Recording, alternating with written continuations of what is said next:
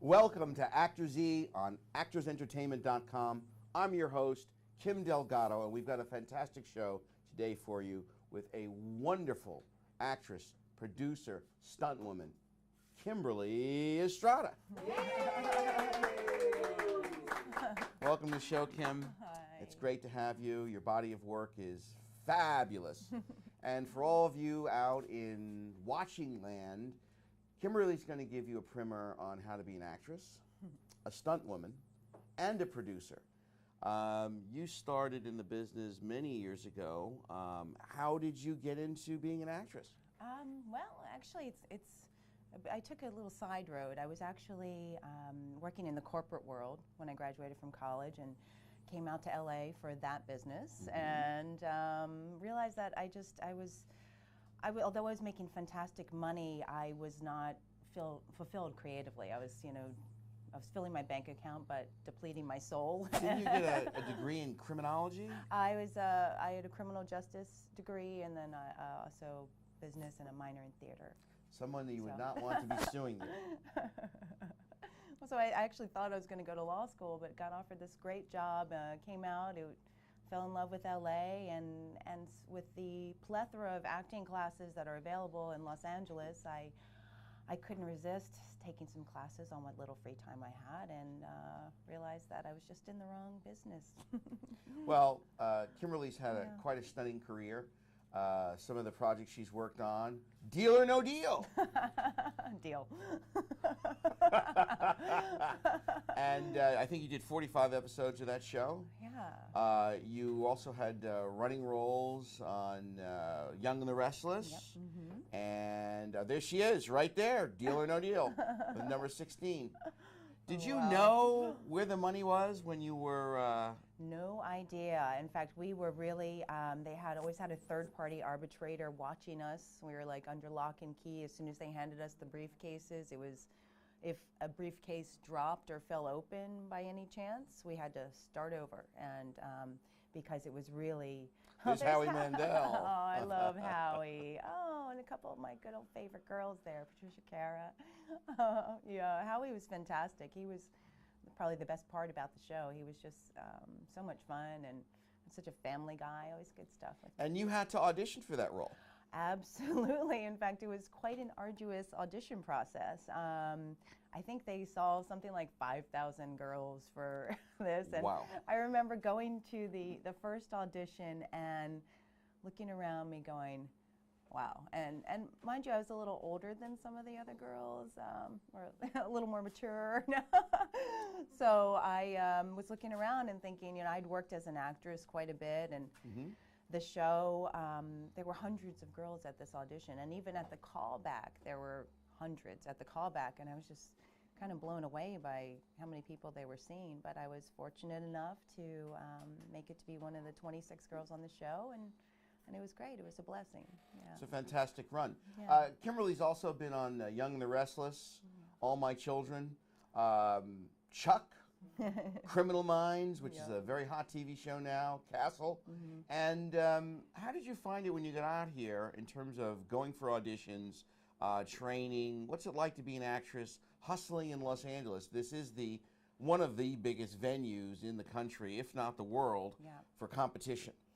It is, and I think that one of the things that you have to keep in mind as an actor is you have to train and be ready for every opportunity as it comes. A lot of people tend to think that they're born with talent and they don't necessarily need to work at it, and it's a skill, it's a craft, and you really, as you know from your work and constantly training and studying and being very proactive, because you can't rely upon your agent or your manager to be getting you out there. I always was someone who was always looking for jobs on my own and working and trying to continually improve. So it's very competitive. It's a very competitive field, but if you love it and you can't do anything else, then do it. Well, Kimberly's, here she is. What was it like to work on Castle? Oh, Castle was great. Nathan Fillion was fantastic. He was, the whole cast and crew it was a really fantastic shoot. I was playing a wedding designer. So it's like I had a woman, and part of the crime that centered around what happens at this studio, and it was great fun, a lot of fun. It's one of my favorite shows too, so that was really exciting. It's great that you've done so much television and film work. Yeah. You also did a lot of modeling. I did. Yeah. Print and any runway? I did early on when I was a little younger. Modeling was never my first love. You know, I always, because I had always grown up and always been encouraged by my family to be. Here she is doing a modeling piece. Oh yeah, that was for YRB magazine, a spread they did. But you know, I have to admit, I still do some print work, but I always was I took modeling on a bit begrudgingly because my family had always instilled in me to be recognized for my brain and other abilities. So it was it was a love-hate relationship. Well, in Hollywood, one of the great things is she's hot, y'all. She's a hottie. And one of the things that hotties do is they're able to branch out in other areas. And not only is Kimberly hot, like in this picture here, she's also an athlete. And some of the work she's done as a stunt woman is quite amazing. She worked on $1 Million Baby, directed by Clint Eastwood, one of the icons in the industry. And how was that experience working with, there's Clint right there. Love him. I got to tell you, that was probably, and even though I've had larger roles and worked with some amazing people, that was probably one of my biggest moments where I was like, yeah. Well, you worked on the film, and I understand you had to box. I did. I played one of Hilary Swank's opponents, and I think one of the best things for me, oh my goodness, Joe Sabatino. Joe Sabatino in the house. How could I not be distracted? Hi, Joe. Okay, well, we go from Clint Eastwood, and Joe Sabatino comes in. You know, that was a moment for me because I remember coming to set, and when I first got to meet Clint, he said, "Hello, Kimberly, I'm Clint." And I'm like, "Yes, you are." And I'd grown up loving him from, you know, Dirty Harry and The Good, the Bad, the Ugly. He's amazing. Yeah, he's awesome. You've also worked with Oliver Stone. I have, yeah. One of the perennial directors that is working in the industry now. And there's Oliver right there. There he is. Infamous. So you've been doing stunts and acting. Have you ever gotten hurt? How do you find the work as a stunt woman? It's hard on your body, and I tell you, I prefer to be an actress who does some of her own stunts than to necessarily do stunts for others. There she is right now doing some kung fu. Yeah. So, you know, I have gotten hurt, actually. I swear I got a concussion, nearly broke my neck on one shoot, and yeah, it can be dangerous, you know, and I'm not exactly a spring chicken, so. Here she is. Oh yeah, here. Oh, this is the one I got hurt on. Not this stunt. Like I jumped off the building there, landed on this guy, and then proceed to use my alien powers to really beat him up badly. he's going to be hating me in a minute. It was a lot of fun to work on this project. It was called Choker. It was a sci-fi thing. I'm possessed by an alien, so I have these superpowers, and him and I are just getting down and dirty, fighting, scrapping it out in the alley. And I'll tell you, where I got nearly broke my neck was he bear hugged me from behind, and I kick off the wall, walk up the wall, and to flip over and land, and he kind of lost his footing and fell backwards and landed me on my head. And ouch. So I tacoed my neck. I think I'm still feeling it a little bit. That was several years ago.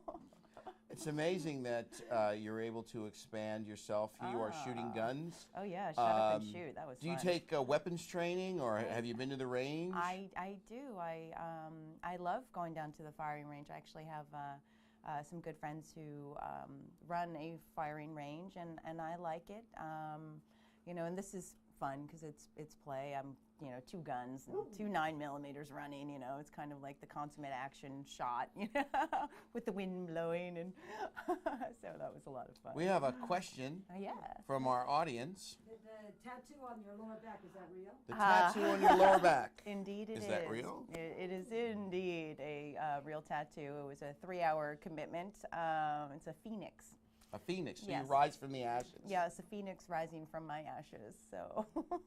So you've been acting, Oh, yeah. modeling. Here you are riding a horse at high speeds. Yeah, that was one of my favorite, and I had the opportunity to learn how to ride horses on a film called Redemption, which, and one of the skills I learned, which you will find on my resume, which is always a conversation starter, is learning to shoot archery from horseback. So I can, in a gallop, no hands, no reins. Nice. I can't hit a target, but I can shoot the arrow. Well, just to get on a horse and be able to hold a bow and arrow is tough enough without falling off. No. So here we have an actress. Her skills now are she does runway modeling, she does acting, she studied acting, she's worked with weapons, she's worked with animals, and now she started to segue into another part of the industry, which is really interesting. We're going to get to that in a moment because you're watching ActorsE. I'm your host, Kim Delgado, and we'll be right back after a word from our sponsor. The great thing about NNow Media is the one-stop shop. We are soup to nuts. We have writers, directors, producers, animators, motion graphics artists, editors, videographers, musicians, all under one roof. And we are a boutique creative house where we actually do the creative at much more affordable price and have the staff in-house to execute it professionally. My name is John Palacio. My name is Luz Montez. My name is Paul Robinson. I am Jesse Cervantes. I'm Curtis Peel. My name is Ben Joran. One of the most common questions we have from potential clients is how does it work? What happens when you engage NNow Media to create a video, a marketing campaign?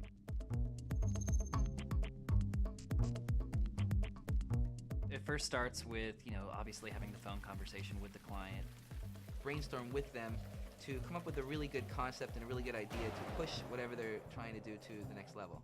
Only with that in mind can we really try to tailor a concept and a script for their exact audience that fits in with their branding and the message they want to tell.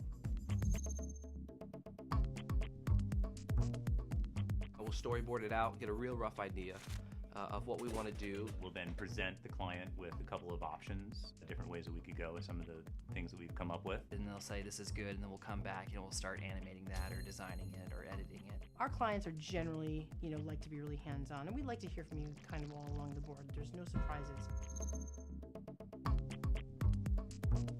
What we like to do with every partner is we actually create a page on the NNow website. So they can give feedback, and that way when the time we get to the final product, usually there's not a whole lot more revisions to do because we've already been working together the whole time. The big difference is that real personal creative touch. We have a creative group that can execute that vision, whether it's animation, video, motion graphics, and do so with some unique creative that is custom tailored to that business. Dream it up. It's video. It's magic. It can happen.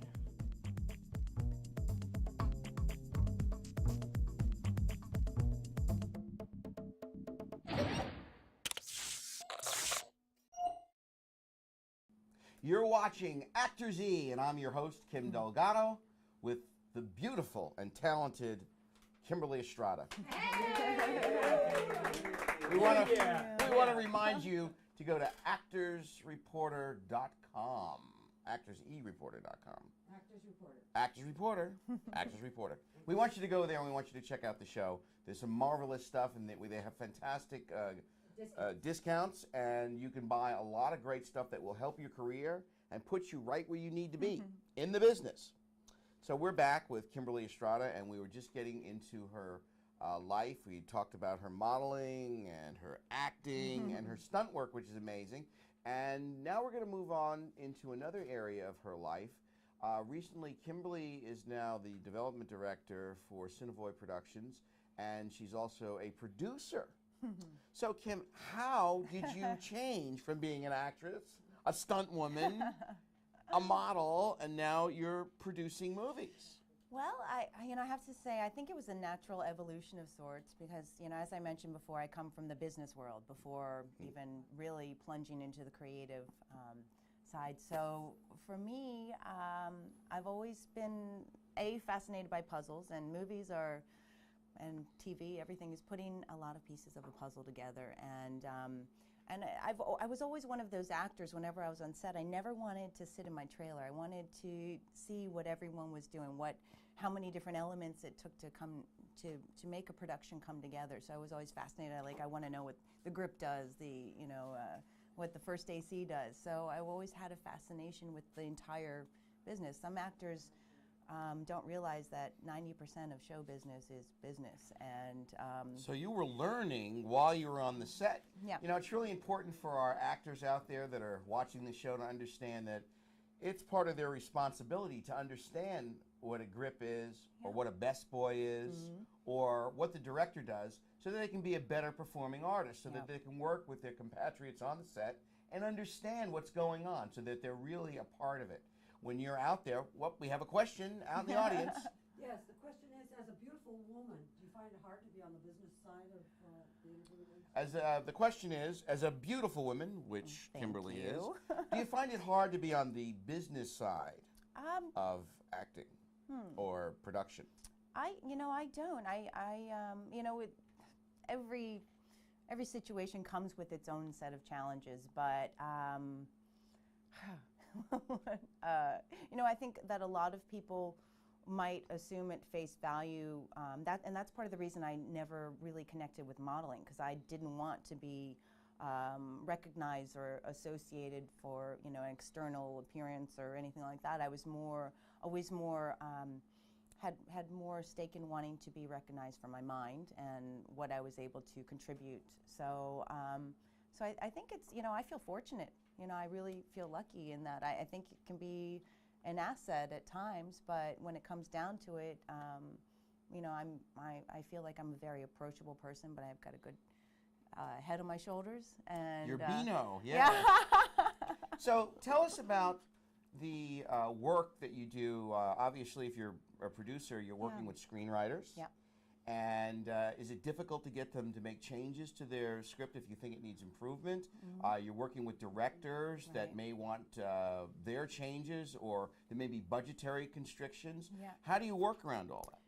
Well, it's every artist is different, including the writers, directors, actors that we work with. Some writers are easier to collaborate with, because some of them are really open to changes that are going to enhance their project and make it more marketable. While others, it's hard because it's something that's so personal and close to them that it can be a challenge, But I really like, what I love about it is I love working with different kinds of people, and I learn something new every day from everyone that I work with. There's so many moving parts and so many. I love the collaborative spirit of a team, and seeing that we can create something together that's so much better than what anyone could do on their own. That's what I love about this business, and constantly growing and learning what. Well, here we have Advent. Advent. Yeah, that's a sci-fi pilot that was one of my early producing ventures that I wanted to produce something start to finish that we pulled in every favor we could to create, good production value and crews from big shows, and we were really fortunate to, we've won some awards. We won 2 awards at New York Independent Film Festival. And it was kind of just a way to flex our muscles and add something to the producing side of it. So, yeah. I notice your IMDb, which is world famous. You have some productions in development. I see you have one called EFFA. Yeah. EFFA is one that we are really excited about because Penny Marshall is directing. It's a story about Effa Manley, who is not as well known a figure as she should be, and that's part of the reason we're so passionate about this film. Effa is the first woman ever inducted in the Baseball Hall of Fame. She was the first female owner-manager of a professional sports team. Her and her husband, Abe Manley, owned the Newark Eagles, one of the Negro League baseball teams. And Effa she was actually a white woman passing herself off as African American during segregation. She was raised by a white mother and African American stepfather, so everybody just assumed that she was mixed. And she ran with that, was a big advocate for civil rights. She was an amazing businesswoman, and baseball, she loved baseball. And her and Abe she was actually instrumental in getting the Negro Leagues paid for the first time when the majors started allowing African American players. She was the first owner to get paid for them taking one of her players. So she got paid out on contract. It was a historic thing, and it was, she's just, I get goosebumps every time I talk about this script, and the first time I read it and every time I've read it since. It's just such an important story. There she is. There we have right there. Yeah. Effa Manley, she was a woman ahead of her time. You know, she just. What kind of budget do you have for this project? It's a $16 million budget. You know, again, Penny Marshall's directing. We have some A-list actors reading the script right now, and we have a good portion of the money. We're getting close. You know, it's a process. Producing is an arduous process. So. How long does it take to get the money for a film? Some people never get the money for their film, but I tell you, I mean, it can take. I mean, sometimes you can just be lucky. There's Penny. There's Penny Marshall. You know, Penny is incredible. I mean, she was one of the most prolific female directors. You know, $100 million gross on A League of Their Own, and she is just a force to be reckoned with. She is. I'm really honored to be in her company. We had a table read at her house with some amazing actors, and it was we were all crying, you know, just to see it and hear the words. And you know, Penny could barely get through the last page, and it just reinstilled the passion for me. You know, it's just it's about telling great stories. You say great stories. Now, I know you have multiple projects in the hopper, in your development hopper.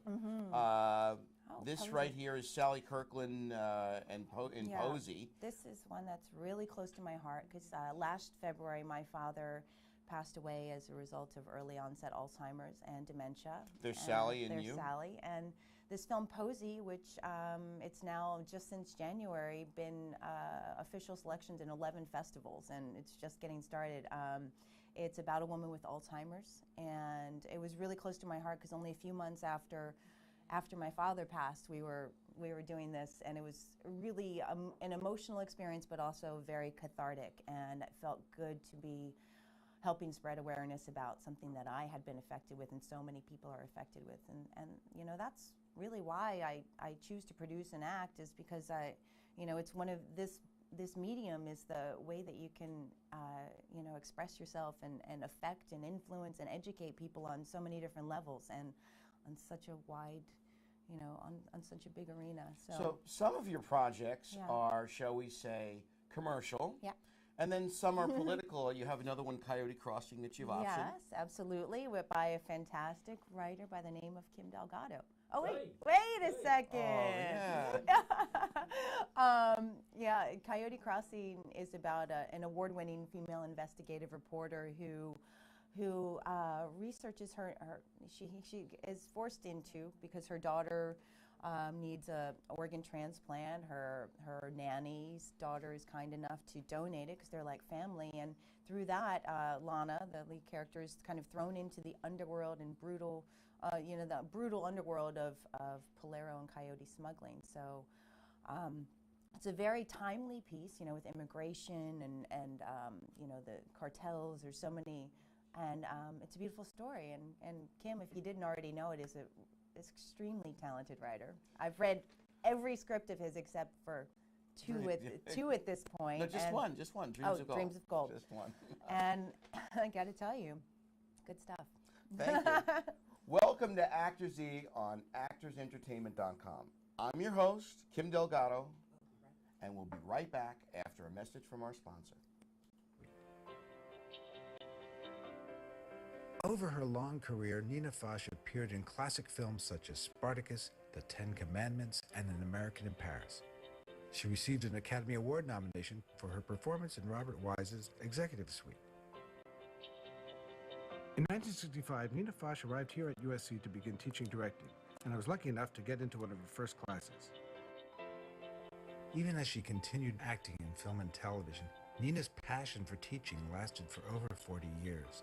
Her course was immensely popular because she developed her own unique style, drawing on her experiences studying with Lee Strasberg, Stella Adler, and Uta Hagen, and being directed by such icons as Vincent Minnelli, Stanley Kubrick, Cecil B. DeMille, and Otto Preminger. As I began directing, the tremendous value of her teachings became evident and how important it was to preserve them for future generations.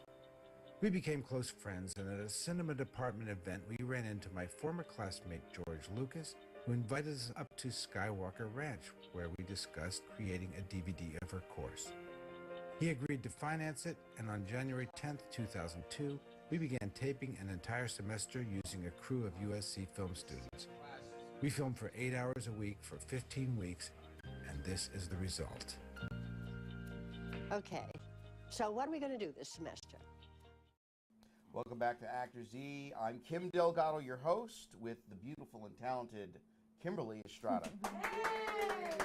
I want to remind you to go to actorsreporter.com and click on the discount links, and you'll find everything you need to make your career happen now. All over the world, this particular link will help you if you need pictures, resumes, and all the other things that help your career make it go Hollywood. Go to the link, check it out now. So we're back with Kimberly, and we were talking about her producing, and she just doesn't produce political films like Coyote Crossing and historical films like Effa. She does fun stuff that's commercial that people want to go see and watch the film and eat popcorn. Yeah. And one of those films is called Psych. And Psych. Yeah, Psych is a project that we're really excited about.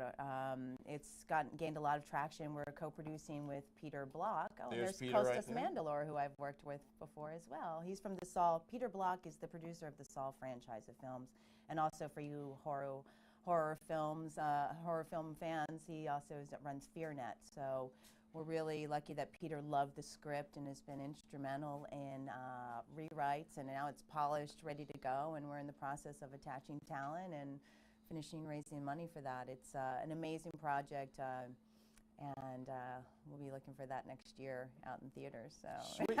So she does the whole gambit of producing. Yeah. What's it like to try and find materials? There's a plethora of screenplays in Hollywood. I believe the Writers Guild statistics are there are 75,000 scripts registered a year, and another 50,000 scripts that are written and not registered. That's 125,000 scripts. How do you pick from all that? And how good are the scripts that you're getting? You know, there's so many, there's so much to choose from. What are your parameters for actually reading them? And are they good? Are they, the materials that you're getting, are they polished? I mean, yeah, I would say, we get a wide array. I mean, generally I would start when a writer makes a submission, or a query.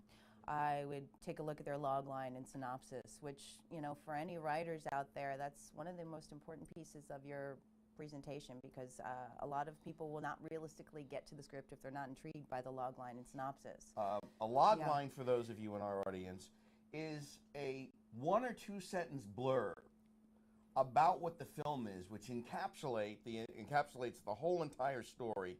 It's very difficult to find the proper log line, and it takes people sometimes weeks. The synopsis, they can be called a 1-sheet or a 2-sheet. They try and keep it under 3 pages to describe the entire film. So a lot of times writers, I can speak for myself as one, you have to leave out a lot of what we consider important material just to get the nitty-gritty, the beginning, the middle, and the end, and what happens for the protagonist in the film, the actual plot and the subplot, and that's it. You can't be talking about the guy ate a lot of chicken on Tuesday because there's no room in the synopsis. So you go through synopsis, you get submitted the log line of synopsis. Yep.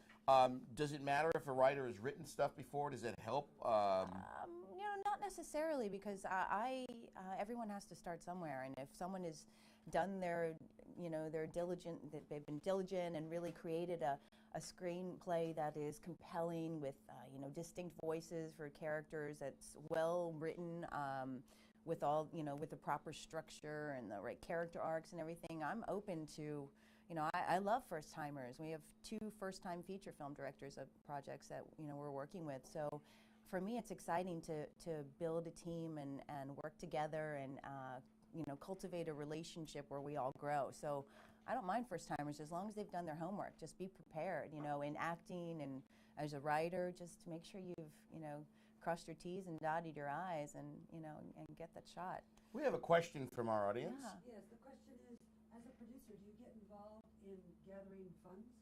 The question is as a producer, do you get involved in gathering funds? Absolutely. That's what we've been doing a lot of these days. We've been gathering a lot of funds and working on that. It's one of the biggest parts because without the money, the movie doesn't get made. So it's not, I have to be honest, it's not, for me, the most compelling part of the process because I love the creative aspect of producing, especially coming from an acting background. I love to be on set and that's where the magic happens, but it takes a lot of work to get to where you can actually roll the camera. So are you currently now involved in putting together a big fund?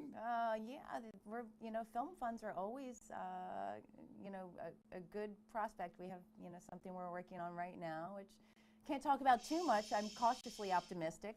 It's a secret. I brought it up because it was a secret. But Kimberly is working currently to put together a film fund. Yep. Are you open to submissions of log lines and synopsises? I would first, a log line. I would start with a log line just because we have so many projects. Yeah, my inbox gets a little flooded with a lot of projects that for genres we're not necessarily looking for at this time. So. But yeah, I'm open to discovering new things. So when you find a film that you like, yeah, and when you think the writing is good, and you decide you want to move forward, what's the first step besides the money? How do you go about attracting stars or directors to the material?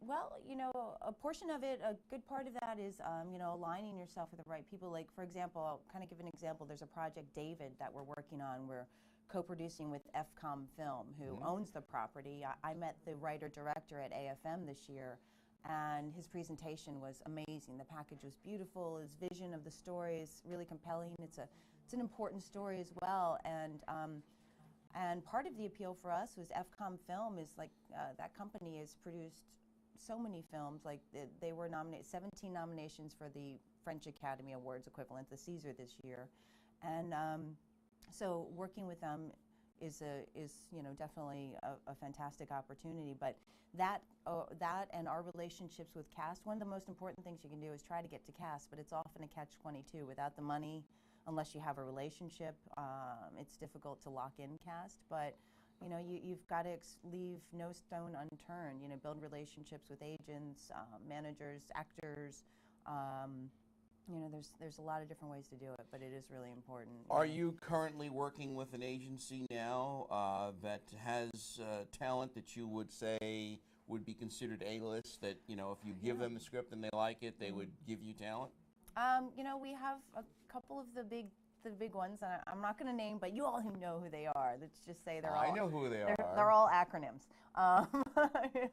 So some of them are doing coverage on some of our projects, and we're continually building the relationships with projects that are, would be of value to and compelling to their clients. So, yeah, I've got a couple big meetings set up in the next couple of weeks. So let's find out what Kimberly thinks about crossing back and forth. If you're producing a movie and there was a role in the movie, would you then decide, I think I'll take an acting role in the movie I'm producing?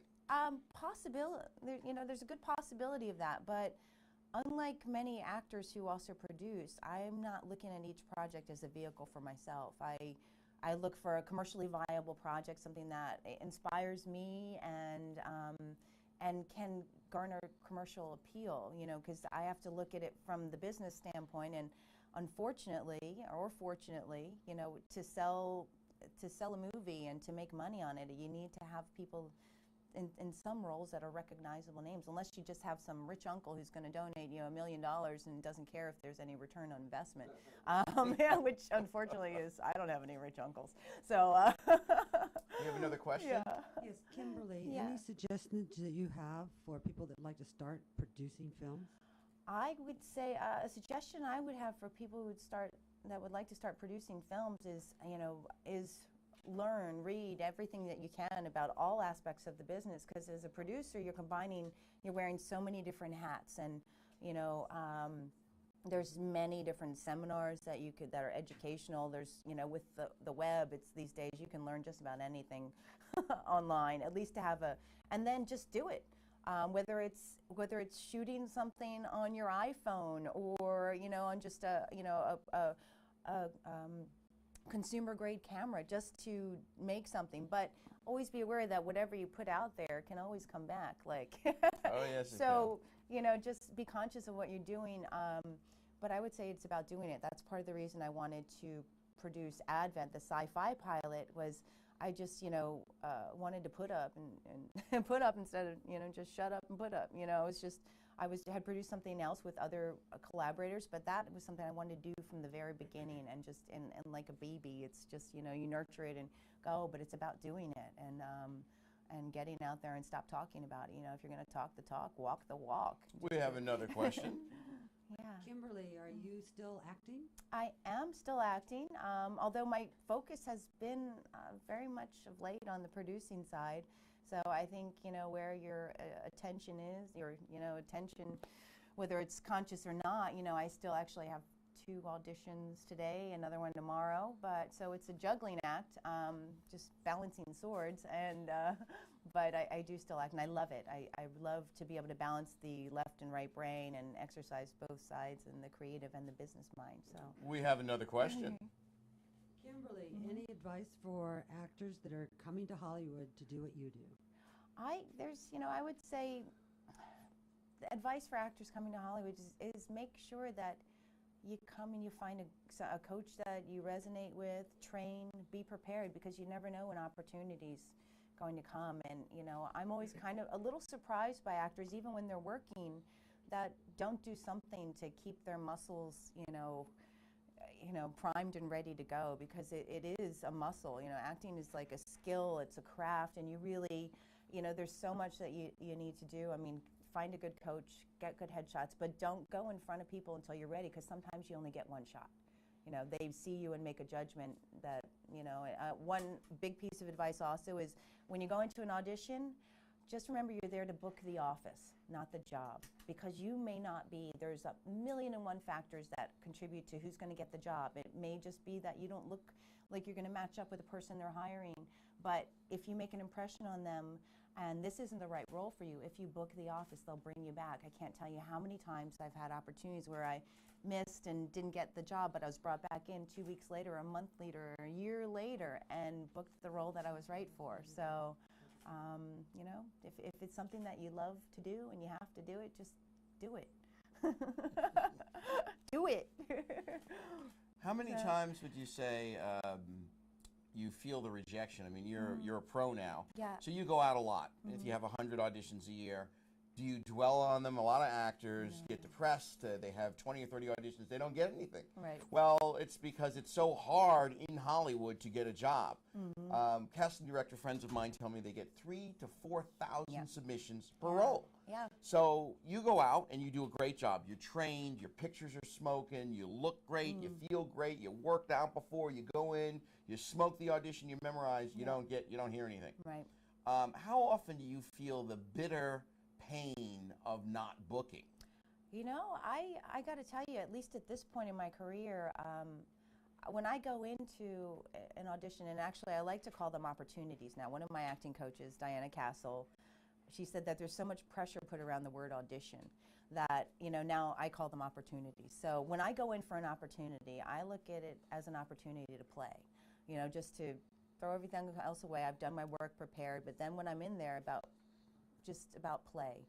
And I've gotten pretty good about just throwing it away. When I walk out the door, I used to say, oh, I could have done it this way, or I could have done it that way. But when it comes down to it, none of that's going to, contribute to your experience and your sanity. So, so I'm pretty good at throwing it away. And rejection, I'm, gotten pretty used to having no said to me, or not this time, so I'm okay with it. Well, that's pretty good. We're going to come back in a minute. You're watching ActorsE. I'm your host, Kim Delgado, and we'll be right back after a word from our sponsors.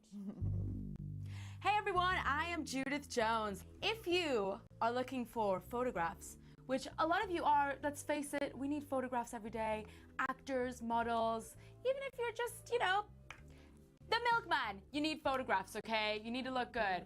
And if you want to look good, you've only got one man to go to, and that's John Michael Ferrari. You see, I needed to look I needed to look good. So I went to John, and he basically took me to the most beautiful place in LA and took these wonderful photographs of me. And I really didn't even recognize myself because I just looked, well, let's just face it, I looked stunning. So if you want to look stunning like myself in those photographs, go to him. He will make you look beautiful. If you're pretty, he'll make you look prettier. If you're not pretty, he'll make you look pretty. John Michael Ferrari. That's all you need to know. So go to imagesbyferrari.com. That's the website, imagesbyferrari.com. And you can check out all his photography and you can contact him there. You can look at a picture of me. He directed me, because if you need direction, which, hello, I do, he directs you too. So go and check that out, imagesbyferrari.com. You'll love it. You'll look great. Check it out. Bye, everyone. Welcome back to ActorsReporter.com. I'm Kim Delgado. I'm your host with Kimberly Estrada, our fabulous, wonderful, and beautiful Thank you, Kim. And we share the actress, same producer, athletic Wonder Woman. We want to remind you to go to the Actors Reporter and go to the discount link, which they're showing you right now. You can get all the stuff that you need to be in the industry. You can learn about the industry, and it's really important that you take a look at some of the products and click on and go in and see what we have to offer so that you too can be sitting where we are in Hollywood doing what we do on a daily basis. You know, we were just talking about some of Kimberly's things that she does, and she's very athletic. How do you maintain yourself to look like that? This industry is very weight conscious, it's very beauty conscious. And you're competing against international women from all over the world, every nationality that there could possibly be. Yeah. You have a very exotic look. Thank you. So you're going to go up against, I mean, there's a multi-genres that you're going to be in, possibly Asian, Latin, Native American, quite possibly Middle Eastern. So you have a wide range. One, do you gravitate to any particular sort of genre? And two, how do you stay in such great shape? Thank you, Kim, first of all. You know what? I think what's becoming popular these days is ethnically ambiguous. So here I am. I'm actually Chinese, Spanish, Swedish, German, Irish, Dutch, mutt. But you know, as far as that, you know, I've been an athlete all my life, so I've been really fortunate, and that's just become a lifestyle for me. Where, you know, for me, I think being healthy is keeps me happy, and you know, I eat well, but I don't deprive myself. In fact, my friends would probably tell you that I eat more than most people. I really enjoy food, but I also don't have too many hang-ups about it. Like in college, I was probably 20 pounds heavier in college when I was playing sports. I was playing soccer at the University of Maryland, and granted, you know, they were loading us up on carbs and things like that to keep our energy up to compete at that level. But I think that, you know, when I had a healthier body image, I just stopped worrying about things so much, and you know, just became conscious and made healthy choices and stayed active. But when there's a certain level of stress and mindset that you have around weight and body image, it can end up doing you more harm than good, I think. So you know, I just stay active. I do TRX. I'm a martial artist, so I kickbox, I box, and it's just become part of my life. And I think it gives me different avenues to express myself. And you know, when you're doing some of the athletic stuff that you do, like kickbox, drive cars really fast, do you ever worry about getting a front snap kick or a spinning roundhouse to the head, or maybe the gun's going to misfire and the blowback burns you? Right. Or maybe you're in a car and it blows out a tire while you're trying to do a particularly difficult car stunt. You know, I'm conscious of those things, but I don't worry about it. You know, I trust, or you know, try to maintain trust in the people who are there to ensure that that stuff doesn't happen. And if there's a snap kick coming at my face, I'm blocking it. You're gonna block it. Yeah. If it's not supposed to be there, it's not gonna land. Well, I don't know. I've been. No, I actually have gotten hit. I've gotten hit. Fred Williamson clocked me pretty good in a movie called Vigilante. Yeah. Fred Williamson. I just saw him at the Oscar party that I went to. I got a great picture with him. From Dusk Till Dawn. From Dusk Till Dawn, yeah. He was fantastic. Yeah, he was great. What about the regimen? You work out now at a gym? I do. I train at Crunch Gym in West Hollywood. There's Fred Williamson right there. Oh, there he is. Oh, yeah, I have a great picture. He has not aged, that man. He's the holding hammer. up. And he's like, what's he, like 70-something? He's really, he was awesome. He was probably one of my favorite people that I met at the party because he was just so full of life and such a friendly guy. He was really cool. We have a question from our audience. Kimberly, what are your websites, and do you respond to your own fan Twitter, fan Facebook? Yeah, I do. I respond to my own Twitter. My Twitter handle is @Kimberly Estrada, and I don't have a tweet bot. It's me. Here we go. There's Kimberly with her hand on her head. Yeah, there I am. And there she is again. Yeah, and there's my website is www.kimberlyestrada.com, and I also have a fan page on Facebook. You know, who doesn't these days, right? She's very popular. Yeah, there's Kim. Oh, and there's my page, or my writing page, and there's Battling Garages Raw, which is a pilot I produced and directed and wrote for a reality show. And these websites are very helpful for people when they want to know what you are or who you are, what you do. Yeah. Obviously, we all rely on IMDb, which is the icon, and makes it easy for casting directors to quickly scan what you've done and who you are. Check your star meter. We would really like to thank all of our viewers and chatters for joining us on ActorsE eChat. We're here Monday through Friday from Hollywood, California. And if you want to see all of today's show, go to actorsentertainment.com and put the talent name in the search box, and that is Kimberly Estrada. Also, you got to visit Actors Entertainment on imdb.com to see some of the 900 entertainment industry guests on ActorsE Chat.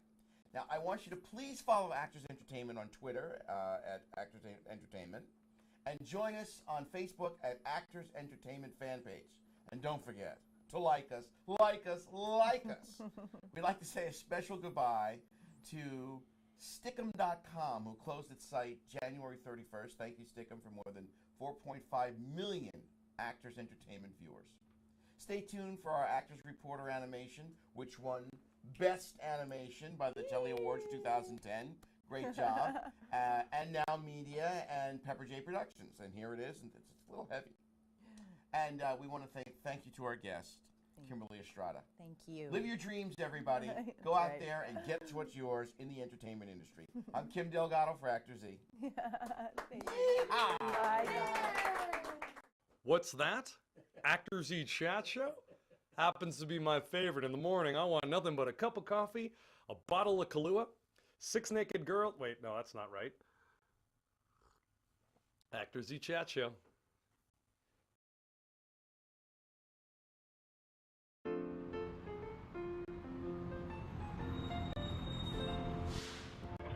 Oh my gosh, hey, big Hollywood starlet that just happens to be walking by.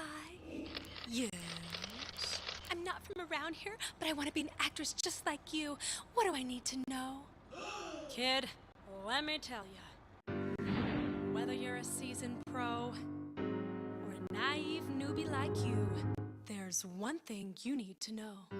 To get my first job, I lived in a slum, beat out 50 other girls to play a drunk bum. I cried. My first agent charged me 30%. Thanks. Working 3 jobs and I couldn't pay rent, but I'm an actor. She's an actor. A shark gnawed my leg on a beef film in Sydney. To pay for the stitches, I sold my left kidney. I finally made a union. Their rules were complex. Their piles of paperwork fogged up my specs. But I'm an actor. She's an actor. I'm an actor. Well, that's rather disturbing. But what's the one thing I need to know? Don't listen to the critics. Don't follow all the tabs. Forget that sleazy photog and the agent that's got crabs. Go to Actors Reporter. ActorsReporter.com. Learn tricks and the secrets without all the sweat. An info-packed one-stop shop, it's free and on the net. Actors Reporter. Actors Reporter. ActorsReporter.com. How can they help her? Career cues, union news, makeup woes, advice from pros, insurance tips, choosing scripts, everything at your fingertips. Actors Reporter. Actors Reporter. ActorsReporter.com. I just got a callback. I'll do it.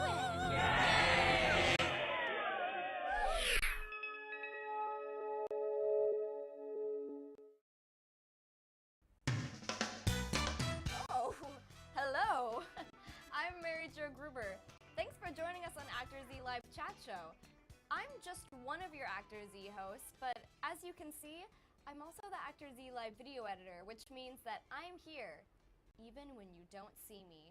ActorsE is here to chat with you Monday through Friday at 10 a.m. Pacific Standard Time, or Hollywood time, as I like to call it.